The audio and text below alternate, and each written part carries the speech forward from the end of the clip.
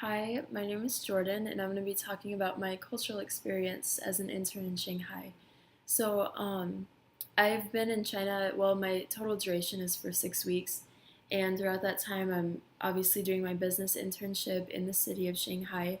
However, on the weekends, I've been traveling to Beijing, Hangzhou, Wuzhen, Suzhou, and Nanjing is coming up.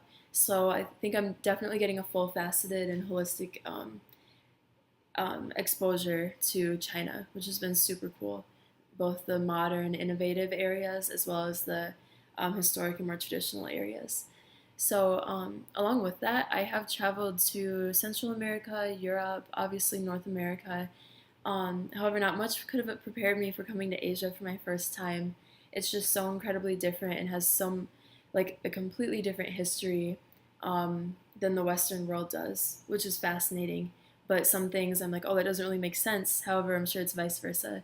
So it's been a really fun experience this summer. So the first huge aspect that I noticed is the massive population here in Shanghai. It is among one of the largest in the world. However, I was expecting it to be a little bit more diverse, similar to LA or New York, maybe even London.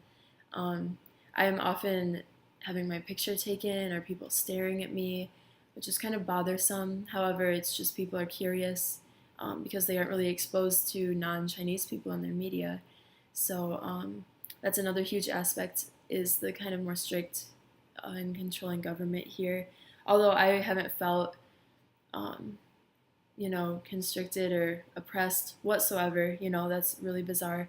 Um, However, it is a little bit evident in the way that the population works. I think that they're a little bit more of a unit force, and represent China, whereas at least in the States, of course, we're, Americans. However, we have a little bit more of an individualistic um, ideal, and that's accepted there, as well as other parts of Europe and other parts of the world.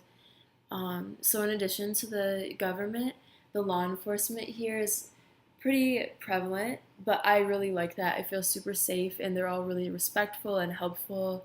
If you need help getting somewhere, showing them directions or this or that, it's I think it's a really great aspect, especially amidst a lot of tragedies in the world nowadays.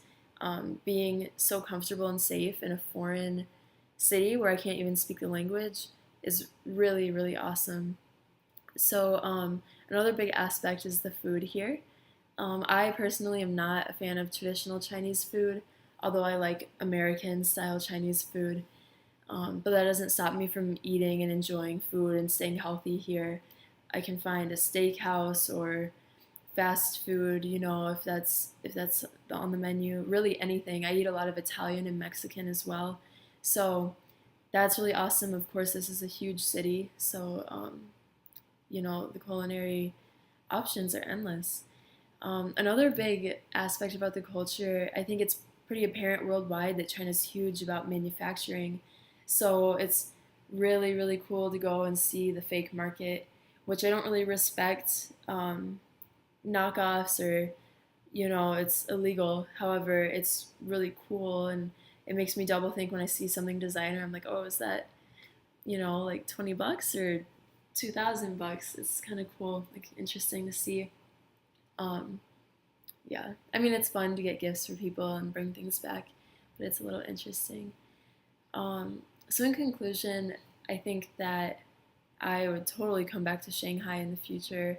And after visiting some of these other more um, historical towns, um, even though they do have city life, this urban environment, I can definitely say that I prefer Shanghai, and so do a lot of other people that I've met here and that I talk with about China.